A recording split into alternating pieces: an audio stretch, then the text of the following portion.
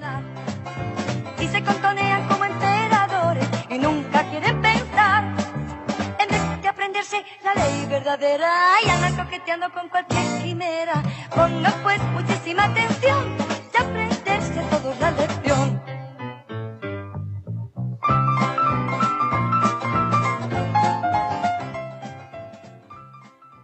Bien, pues comienza nuestra sección del estudio bíblico, el estudio de la escuela sabática, el repaso de la escuela sabática que hemos tenido la oportunidad de ir estudiando a lo largo de esta semana. Invito a todos aquellos que no tengan escuela sabática, que no tengan la lección, a que nos la pidan a través de nuestro WhatsApp. Juanfra, por favor, recuérdanos el número, que tú lo tienes más fresco, lo tenías por ahí al menos al principio de esta mañana, y disculpa el atraco de no haberte avisado, pero estamos dispuestos a que os pongáis en contacto con nosotros y nosotros enviaros pues el enlace, la app o incluso un PDF. Juanfra, dinos. Así es, así, y lo tenemos. Tenemos el material para todo el que quiera y lo único que tiene que hacer es ponerse en contacto con nosotros en el WhatsApp 646 44 56 20. Si nos dejan su correo electrónico, le mandamos el PDF de todo el material de las lecciones del trimestre. Así que ya sabéis, no tenéis excusa para no participar con nosotros de pleno derecho en el repaso del estudio de la escuela sabática en nuestra sección Escuela de Biblia. La lección de esta semana, yo la he titulado La lección de los verbos. Teman y denle. Teman, temer y obedecer, vivir enfocados, dar gloria, es decir, es una escuela sabática de acción, ya que el verbo indica acción. ¿Qué acciones debemos tener? ¿Qué actitudes deben desencadenar esas acciones? ¿Qué concepto tenemos que tener de Dios para que de nosotros surjan estas acciones? Este temor, este darle gloria, este reconocimiento, este poner a Dios en el lugar que corresponde. Pues yo creo que a partir de aquí, yo sé que tenemos la escuela sabática light, pero también me han dicho que vamos un poco justos de tiempo, así que si os parece, vamos a pasar de puntillas por la escuela sabática light de esta semana y vamos a entrar directamente en la tertulia. Una tertulia que yo creo que va a aclarar muchas cosas o nos va a recordar muchas cosas, porque estamos viviendo en los tiempos del fin. Apocalipsis nos dice, ojo, están pasando cosas, van a pasar cosas, hay un remanente, ese remanente se tiene que significar o se tiene que reconocer de una determinada manera. No es una cosa cultural, no es una cosa heredada, sino que es, digamos, un tema de actitudes, de decisiones, de comportamientos, de maneras de pensar y de maneras de actuar. Y eso es lo que nos plantea la escuela sabática de esta semana a través de este título. Teman a Dios y denle gloria. ¿Por qué teman a Dios y denle gloria? ¿Por qué necesita la Biblia recordarnos que debemos temer a Dios no como miedo, sino como reconocimiento, sino como... Bueno, vamos a ver el concepto de temer entre todos. ¿Y por qué Dios se merece la gloria? ¿Por qué hemos de dar gloria a Dios? ¿Es acaso un Dios absolutista, un rey absolutista que sentado desde su trono nos dice, necesito que me deis gloria? ¿O somos nosotros, seres humanos, los que necesitamos glorificar a Dios? ¿Quién necesita a quién? Y a partir de aquí abro micrófonos, abro debate y empecemos a desnudar, a desmenuzar, a profundizar en la lección de esta semana. Esther, Juanfra, por el orden que queráis, empecemos con esta lección. ¿Qué os ha parecido para empezar? Hombre, a lo mejor para empezar, nosotros a lo mejor tenemos que volver a ser llamados a o exhortados a, precisamente porque a veces se nos olvida que tenemos que ir a contracorriente. La lección de esta semana, ¿verdad?, nos sitúa, no enfrenta, sino sitúa frente a una situación que para muchas personas es completamente inexistente, ¿no? Una sociedad que no habla de Dios, una sociedad en la que el concepto temor de Dios no existe, pues porque Dios en principio no existe y ni se le espera.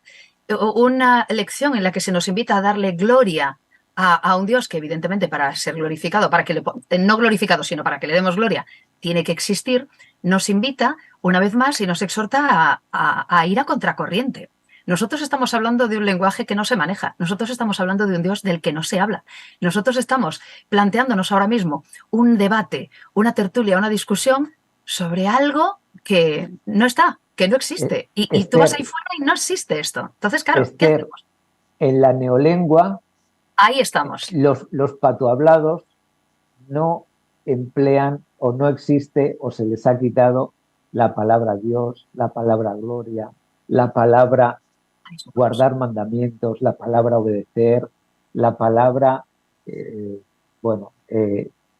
salirte un poco de mirarte hacia el interior para desearte a ti lo mejor y ver las necesidades de los demás y caminar juntos hacia una liberación. Exacto.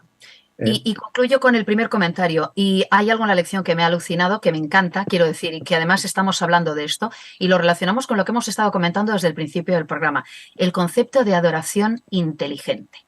Estamos en época de reivindicar que los que creemos en Dios somos tan inteligentes como los que no creen. ¿Sabéis lo que quiero decir? Porque a veces se nos llama, ¿verdad?, pues gente a la que nos han comido el tarro, que pensamos cosas que los demás han pensado por nosotros, que creemos en algo que no existe y que estamos más o menos flipados, ¿no? Pues no, señoras, señores, yo soy una adoradora inteligente. Yo reivindico mi derecho a la adoración inteligente. Y ahora hablaremos de ello también. Sí, estamos en una pelea. Nuestra sociedad nos manda mensajes por un lado y nosotros en las iglesias intentamos contrarrestar, y yo creo que cualquier persona que forme parte de una comunidad religiosa comprometida con su fe a veces tiene que estar lidiando y es fácil perderse y por eso hablamos muchas veces, ¿no?, de el cristianismo que parece que cuando voy a la iglesia me transformo y cuando salgo de ella.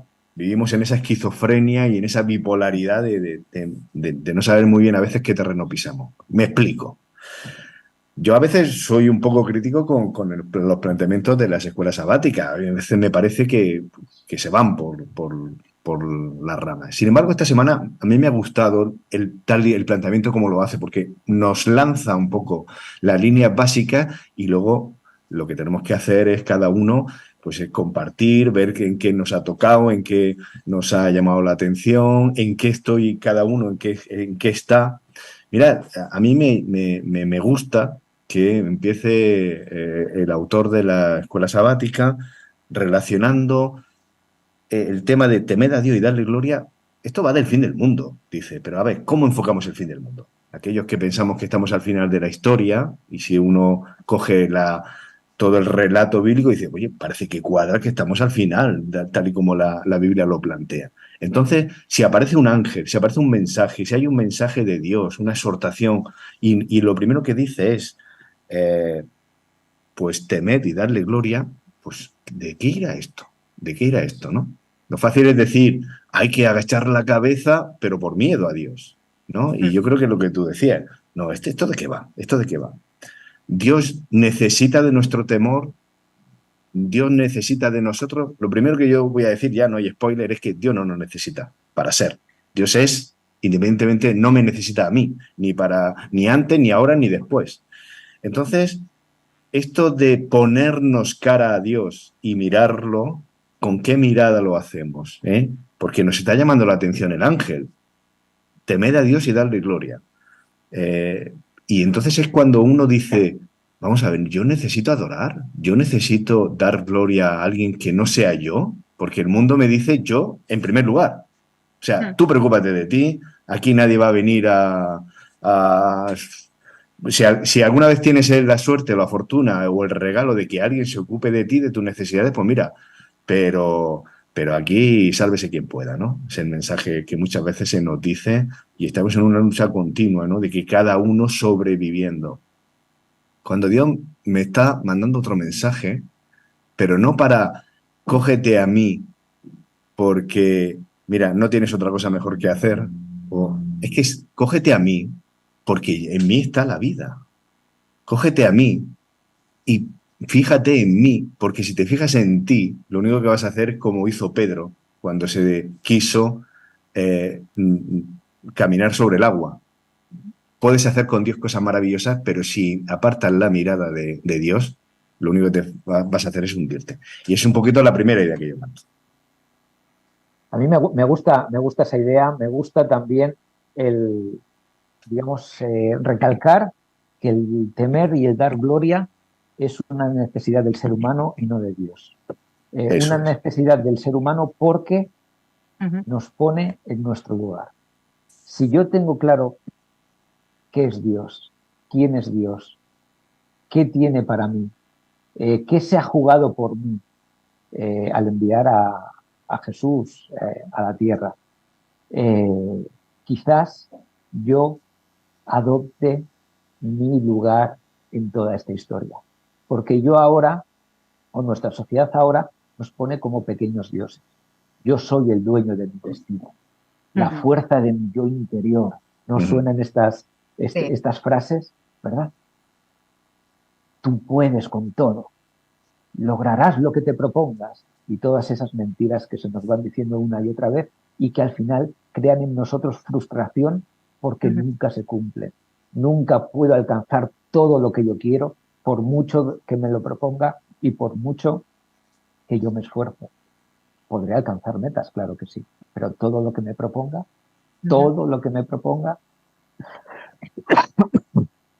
os paso claro. la palabra.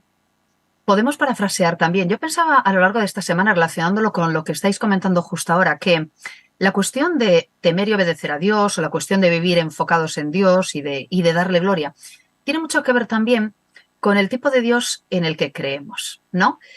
Yo pensaba con el tema del mensaje, ¿no? Y del mensaje de este primer ángel, que a lo mejor, si hiciéramos una paráfrasis actualizada, ¿no?, de esto, podríamos preguntar o podríamos imaginarnos al ángel diciendo: oye, ¿tú en qué tipo de Dios crees? Es decir, ¿qué tipo de Dios estás incluso representando a los demás?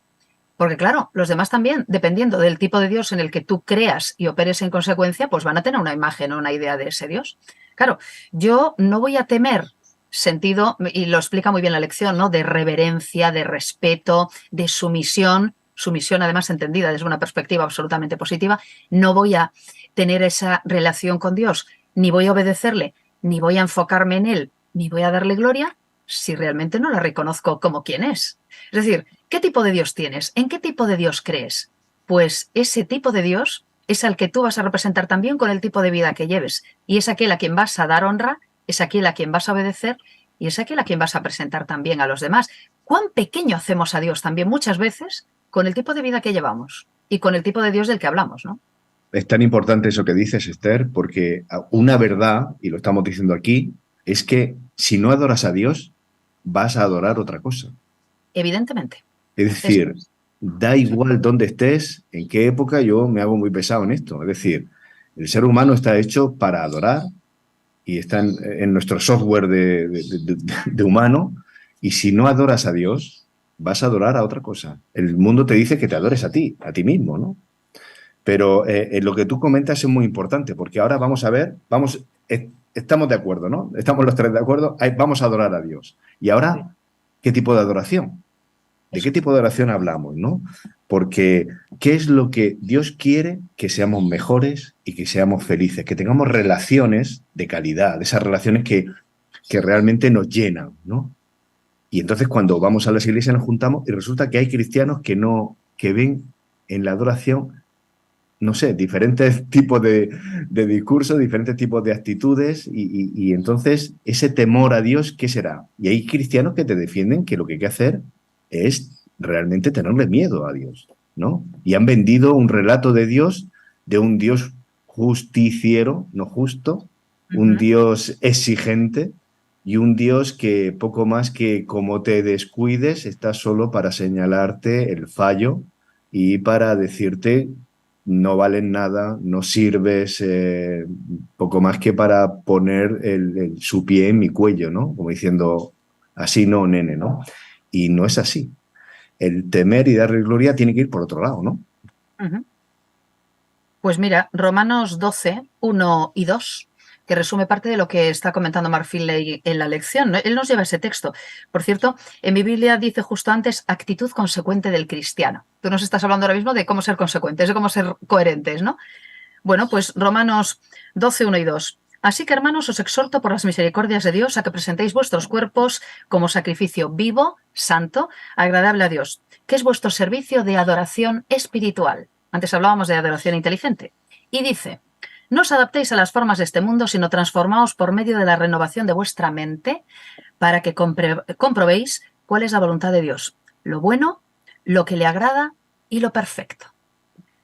Aquí nos está hablando de que el servicio de adoración espiritual, ese Dios al que tenemos que adorar, nos invita, por una parte, a no conformarnos a lo que hay a nuestro alrededor. Oye, lo que te están contando no es cierto. Tienes que ir por otro camino, ¿verdad? ¿Qué dice? Transformaos, renovando nuestra mente. Y si renovamos nuestra mente, vamos a comprobar cuál es la voluntad de Dios y vamos a hacer lo que le agrada a Él. Estamos hablando, lo comentabas, José, de actitud y de acción. Evidentemente hay cosas que tenemos que hacer. No quedarnos aquí o arrodillarnos, que también es una postura. Puede ser nada más una postura y no significar adoración. Tenemos que hacer algo al respecto. Si esta escuela sabática nos invita a algo, es a tomar la acción. A tomar la acción a través del pensamiento. Es decir, conozco a Dios, sé lo que ha hecho por mí, reconozco que es mi Salvador y a partir de ahí, ¿qué es lo que tiene que salir de mí o qué es lo que debería salir de mí? Cuando nos hablan del concepto de temor, nos hablan no en el sentido de tenerle miedo, sino de reverencia, admiración y respeto. La reverencia, la admiración y el respeto no se obtienen por decreto, se obtienen porque tú has concluido que esa persona, en este caso Dios, se merece esa reverencia, esa admiración y ese respeto. ¿Y por qué se lo merece? ¿Por qué se lo merece? ¿Por qué Dios no nos exige que le adoremos y que le reverenciemos y que le respetemos y que le admiremos? Sino que Él hizo todo y nuestra actitud debería ser esa. Debería ser esa porque nos reconocemos a nosotros como pecadores, nos reconocemos a nosotros como que nuestro destino por nosotros mismos es la muerte. De hecho, biológicamente es así. No creo que haya discusión, ¿verdad? Nuestro destino, impepinablemente, sin la intervención de Dios, es la muerte. Por lo tanto, si reconozco en Dios al dador de la vida, si reconozco en Dios al planificador de mi salvación, si reconozco en Dios al que no solamente planificó, sino al que hizo posible mi salvación, al que entregó a su Hijo unigénito, si yo no reconozco, si yo esas cosas que sé no despiertan en mí esa reverencia, esa admiración, ese respeto, quizás yo no esté jugando en ese equipo, ¿verdad? Porque si no reconozco que eso sea bueno para mí, si no reconozco que eso sea digno de admiración, pues quizás es que yo he decidido que eso no es para mí. Quizás tendríamos que ver qué relación tenemos con Dios.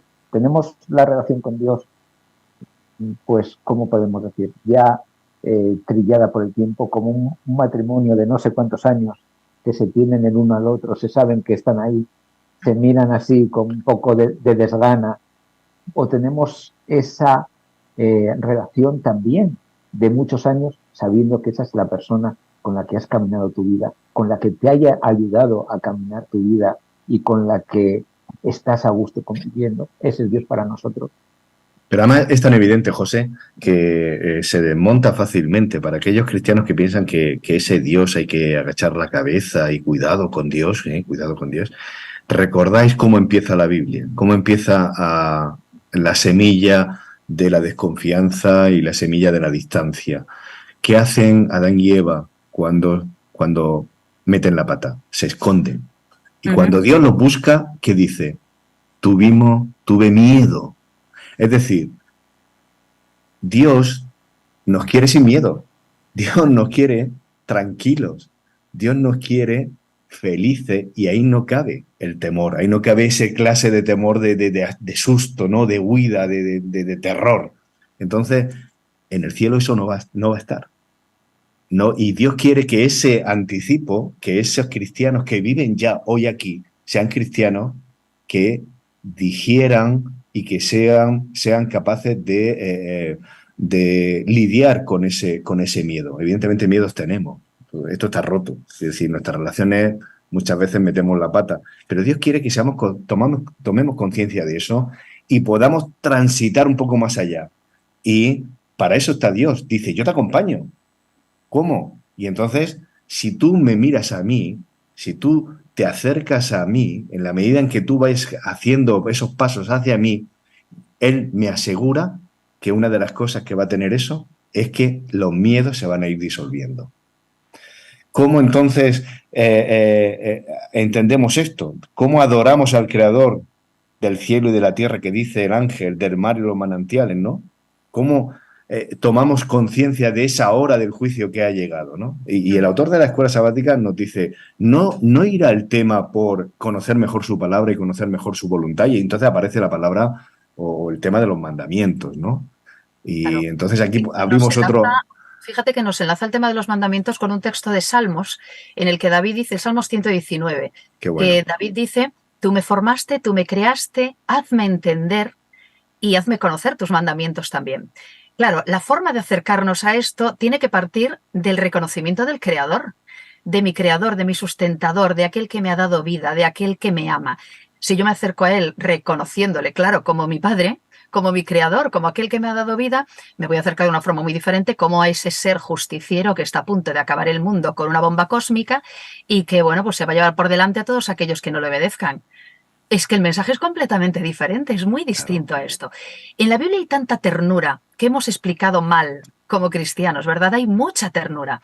El Dios que te sustenta, el Dios que alimenta a los pajarillos, el Dios que está sosteniendo los vientos, ese Dios que te da calma y que te da paz y que llega a ti en el silbo apacible, ese es el Dios al que tienes que acercarte, ese es el Dios que la Biblia nos dibuja, que nos presenta. Cualquier doctrina que dé miedo, cualquier doctrina que infunda temor, no es una doctrina que hable de Dios y de Jesús como Salvador. El miedo solo proviene del... No hay otra. Nuestro Jesús es un Jesús que libera, ¿no? Desde el principio que Él aparece ya como humano, cuando hablamos de liberación, de salvación, va por ahí, ¿no? Pero fíjate que lo importante que lo que tú estás diciendo, en esa secuencia de acontecimientos, resulta que yo quiero acercarme a Dios, que yo quiero, enfocarme en Él, y entonces resulta que lo que me sale o al final voy a toparme es con lo que tú decías, con lo que rescata, con la actitud que tiene David. Es decir, entonces me doy cuenta de que tus manos me hicieron y me formaron. Entonces, cuando yo reconozco de que tú estás ahí al principio, resulta que tú me pensaste y me hiciste. Entonces, me sale quiero entender más, quiero conocerte, y él dice el salmista, hazme entender y aprenderé tus mandatos. Es decir, yo quiero saber esto de qué va. ¿Qué pasa, no? ¿Qué es lo que tienes pensado, Dios, para mí, para el mundo? Entonces es cuando ya queremos conocer esa voluntad y va por no. No sé si... A mí me resulta muy curioso que esa secuencia es la secuencia natural. Y a partir de ahí llega la glorificación, es decir, darle gloria con nuestra vida, con lo que podamos hacer. Ese reconocimiento es lo que nos lleva a la otra parte. No como legalismo, que también la lección habla de esto, no como una conducta legalista, sino como el resultado del reconocimiento de ese Dios en el que creo, ¿verdad?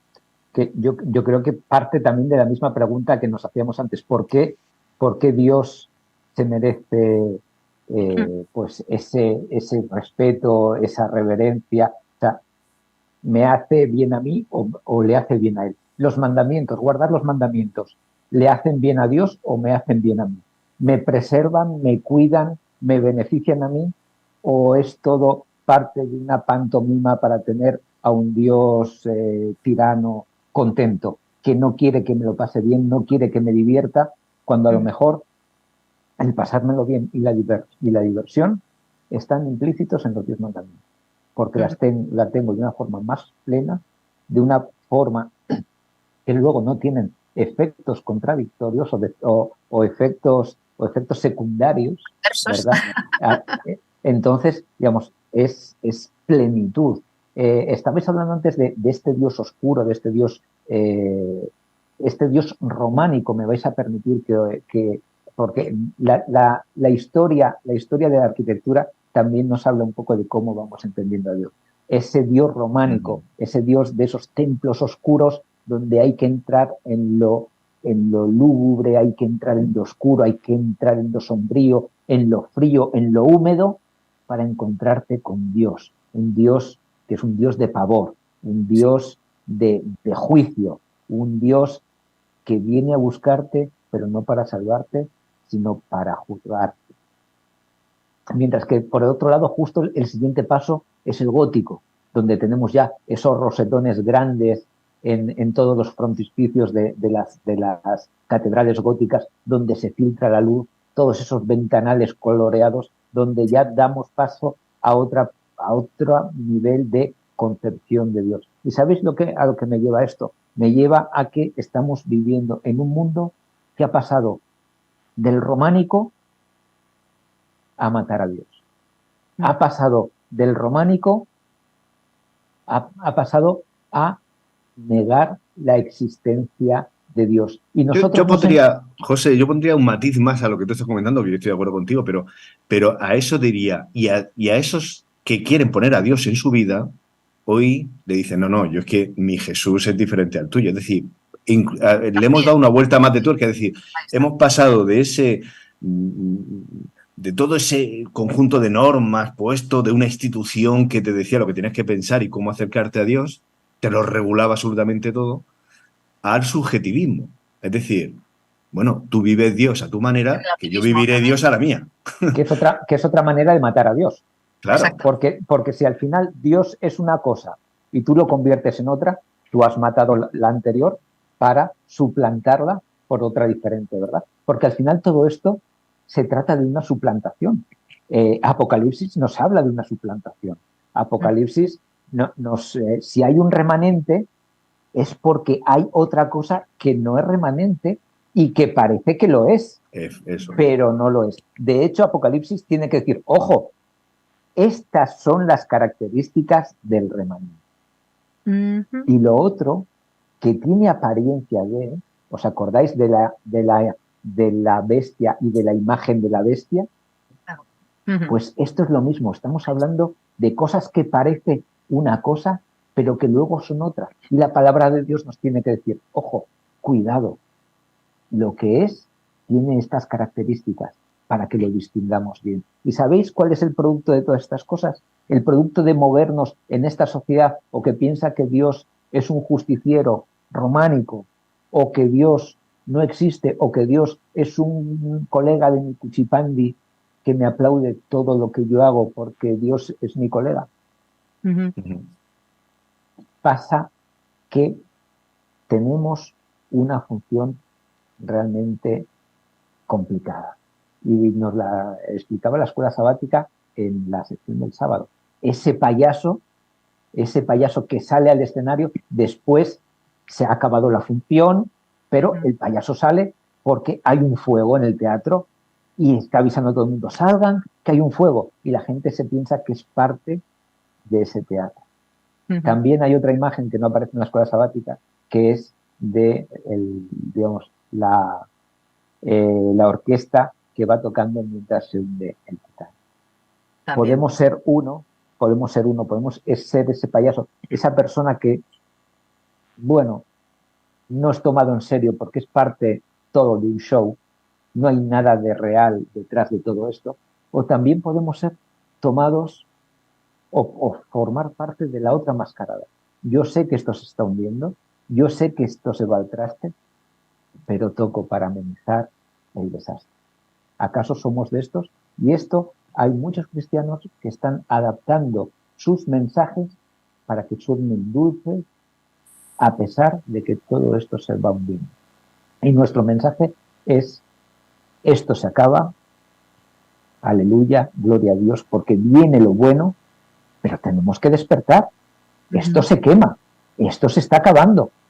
Y ahora ya no lo digo yo, que soy un cristiano radical, sino que lo dice la ciencia, lo dice hasta el más común de los mortales puede ver que esto, ni en la moral, ni en lo climatológico, ni en lo social, ni en lo laboral, ni en cualquier ámbito en el que quieras, va bien. Lo dice todo el mundo. Sí, sí. Es verdad. Y que vamos en declive, es evidente, en todos los sentidos. Sí, hemos vivido llevamos un par de generaciones o 2 o 3 generaciones pensando que cada generación iba a superar para bien a la anterior, cuando ya hay voces que dicen, parece que esto hay una curva hacia abajo, cuando, por ejemplo, mi generación, nosotros esperamos vivir más que nuestros predecesores porque hemos tenido una mejor alimentación, acceso a una mejor educación, vivimos mucho más cómodos. Resulta que lo siguiente ya está puesto en duda de que vayan a vivir, ¿no? Ya se hablaba hace poco, el ser humano va a vivir a los 100 años, va a superar los 100 años con normalidad, 120 años, incluso más. Pues ya hay algunas voces que dicen, cuidado, niños cada vez con más obesidad, niños cada vez a edades más tempranas acudiendo a los servicios mentales por temas de ansiedad, de temas graves, es decir, van a llegar a un estadio ya de adulto donde la calidad de vida se va a poner en tela de juicio. Eso supone que no parece que vengan tiempos buenos. Entonces tenemos que poner la luz roja parpadeando diciendo, cuidado, abre los ojos, ¿qué tiempo es el que nos toca vivir? En esto de dar gloria a Dios, me gusta que el autor de Escuela Sabática dice que esto de qué va, y habla un poquito de la visión integral, ¿no? Porque esto va de dar gloria a Dios el sábado por la mañana, o un domingo en mi iglesia, o cuando me apetece ir al monte y entonces veo una puesta de sol maravillosa y entonces digo, aleluya Dios, qué bueno eres conmigo. O esto va de tomar conciencia para que desde que suena el despertador por la mañana hasta que cierro los ojos a la noche, yo realmente intente que todo lo que hago en mi vida se traduzca en una alabanza cotidiana a Dios. Y eso parece muy fácil, pero realmente yo creo que es muy difícil, ¿o no? Hombre, si pues coméis o bebéis o hacéis cualquier otra cosa, debemos hacerlo todo para la gloria de Dios, lo cual no significa necesariamente comer ensaladas y beber agua. No. Se puede comer ensaladas y beber agua y no dar gloria a Dios. ¿Verdad? Estamos hablando de un proyecto de vida integral. Volvemos a lo mismo. Estamos hablando, giramos en torno al mismo concepto. En el Dios en el que creas, eso marcará efectivamente la manera en la que vives. Y todo lo que hagas será con un objetivo. Y el objetivo es trascender esta vida, llegar a la vida eterna, pero no por una cuestión egoísta, sino como reconocimiento de ese Dios creador que ha hecho todo lo posible para salvarte. Y ese es el mensaje que yo tengo que transmitir a los demás. Yo me lo preguntaba esta semana. Muy bien. ¿Qué diferencia hay entre mi mensaje pro salud, por cierto, pro salud física y pro salud mental, que lo diferencie de los libros de autoayuda y del mensaje que dan muchos otros veganos, vegetarianos, etcétera, lo que termine en lo que fuere? ¿Cuál es la diferencia entre mi mensaje y el de ellos? Porque si no es un mensaje diferente, me está faltando algo para cumplir el mensaje de los 3 ángeles, ¿no? Digamos, no podemos sacar de ninguna de nuestras facetas de la vida, digamos, el ámbito espiritual. El ámbito espiritual debe trufar cada parte de nuestra vida. Es integral. No creo que podamos separar, como decíamos, ser cristianos de sábado por la mañana, claro, y el resto de la semana ser otra cosa, porque entonces no somos ni lo uno ni lo otro, no somos nada, somos esa bebida tibia que tiende a ser desechada, ¿verdad? Porque no agrada, porque no eres ni caliente ni frío. Así que la escuela sabática en el jueves nos habla, después de habernos dicho que demos gloria, después de habernos dicho que vivamos enfocados en Dios, después de habernos dicho que tenemos que temer y obedecer, nos habla de los vencedores, nos habla de la victoria, nos habla de los que guardan los mandamientos de Dios y la fe de Jesús, nos habla de la clave, nos da un poco la clave de la victoria. Y se centra este día un poco en explicarnos la fe de Jesús en vez de la fe en Jesús. La fe en Jesús está muy bien, por supuesto, hemos de reconocer a Jesús, pero después de esto, ¿qué viene? Después de esto viene el desierto, después de esto vienen las pruebas, después de esto vienen las dificultades. ¿Y cómo afronto yo todo esto? Ahí está la frase, la fe de Jesús. ¿Qué es lo que hacía Jesús? ¿Qué es lo que hacía Jesús? Tenía una depender del Padre. Depender del Padre, exactamente. Y ser guiado por el Espíritu Santo. Jesús no hacía, en esta tierra no vino a hacer ni siquiera su propia voluntad, sino que iba siendo guiado por el Espíritu Santo para cumplir la voluntad del Padre. Esa es nuestra actitud. Tenemos la fe de Jesús. Es la única forma de vencer. No tenemos justo en ese momento la lección nos lleva, y estamos haciendo comentario del libro de texto hoy, a Hebreos 4. ¿Recordáis? 14 al 16.